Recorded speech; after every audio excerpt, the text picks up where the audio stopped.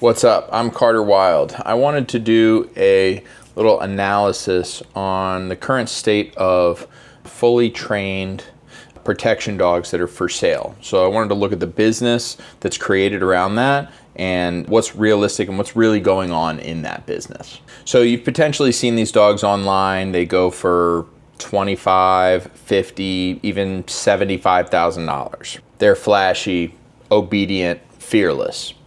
Now, don't get me wrong. I love protection sports. I love protection dogs in general. I love protection sports, specifically Mondio ring, French ring, Belgian ring. These are the ones that really have my heart in terms of where the actual elite performers are. The problem is, though, that 95, maybe more % of the industry that's selling protection dogs that are fully trained is selling a lie. So why should you listen to me at all? I'm just a guy in my basement gym talking about this stuff. I've been professionally training dogs for 20 years. During the last 12 years or so, I've been involved in protection sports, specifically Mondio ring. Even before that, I was peripherally involved in some other sports. Mondio ring is really where my heart is in protection sports. And if you don't know what that is, it's a suit sport where dogs have to perform on a field for up to 40 minutes with no leash, no collar, in the presence of decoys, potentially multiple decoys. They have to do seven different protection or bite-centered activities. They have to do obedience activities. And it's known as like the circus of protection sports. The reason why is because anything can happen on the Mondio field. Your dog needs to be in absolutely like peak physical shape. They need to be in absolutely excellent condition in terms of like how their training is.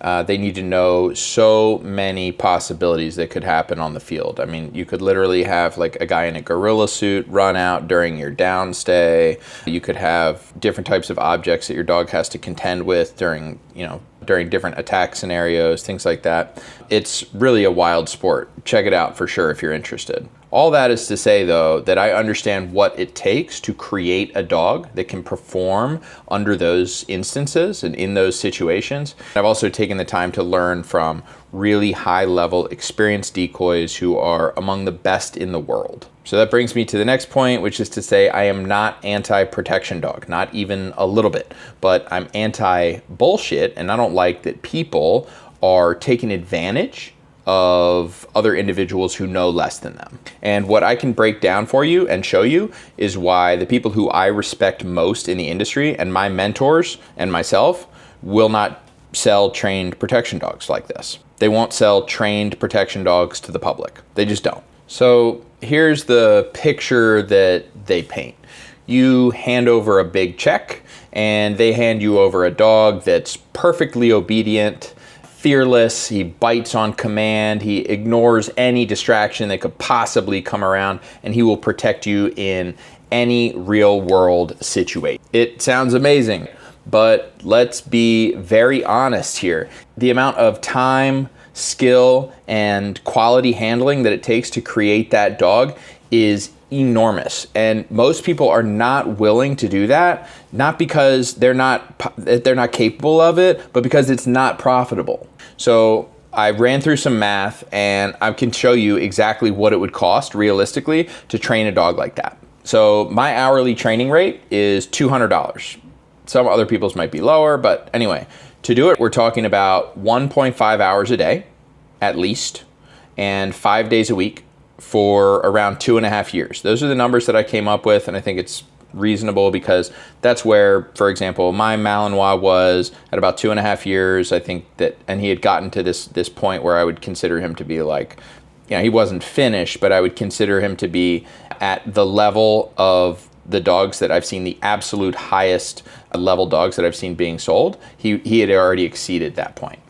So that's $200 by 1.5 times 5 days, 52 weeks a year, 2.5 years. That is $195,000 just in training time. That's only my labor. No exaggeration at all. And that's not just, that's not an hour and a half of stand around and chat with the client. There's actually probably a lot more involved in terms of other people. I would need other people involved. Anytime you're doing protection training, it's more than one person. So I have to pay that person potentially, or maybe that person is in my employ and they work for me. They're still being paid.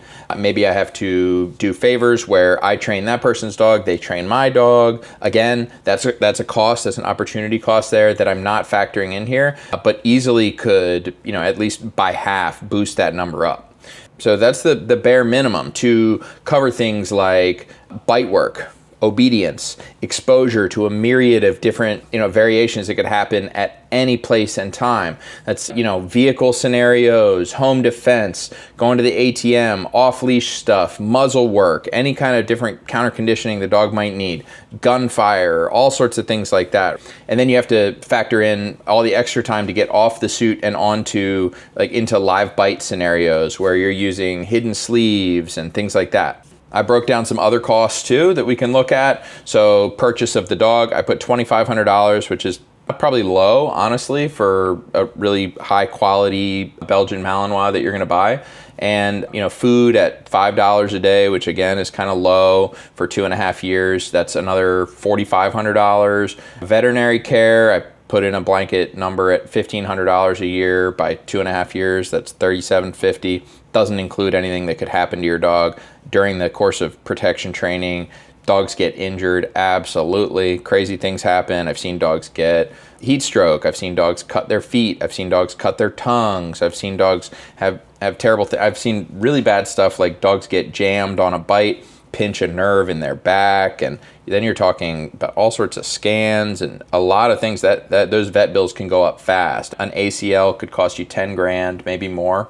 So we're just calling it another $10,000 for the base level, no emergencies. So if you see a dog that's a $50,000 finished protection dog, you have two possibilities. You've got a trainer who's taking a huge loss and selling that dog. He's taking a $150,000 loss potentially, which I don't know a lot of professionals that are going to continue to do that repeatedly. So if somebody's selling a lot of $50,000 dogs, there's no way that they're losing money on it. The second case is more likely, which is that they are way overselling the amount of work that dog can produce. So the dog just isn't as finished as you think. That's the bottom line. So if you see a dog that's being sold for, again, $25,000, $50,000, even $75,000. I mean, honestly, even $100,000. And it seems like it really is too good to be true. You think it's a lot of money because you look at that and it is a lot of money, but it's not a lot of money for the amount of time that goes into that dog. So what you're getting is something that's had a lot of corners cut. Most likely that's not as much training time as the dog should have had.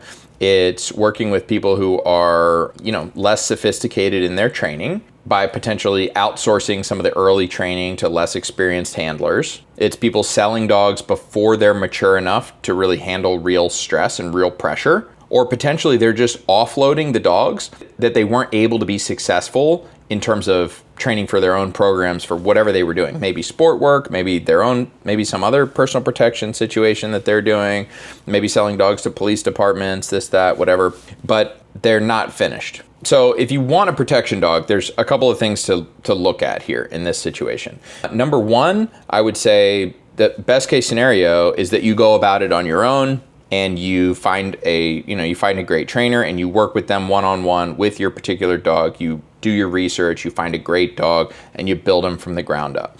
That way you'll actually be able to handle the dog in really stressful situations when, things are going down and you want a protection dog, but also you've seen all of the things that built that dog up. So when they go wrong, because things go wrong in dog training and out in the field all the time, you'll know where it went wrong and how to go back to your training and fix it. I personally have not seen a dog that has been sold for $250,000 or something like that, which seems like honestly a more reasonable price. But I have heard of them being sold for that much money, and that might be the way to go if that's the kind of money that you're ready to spend on something like this.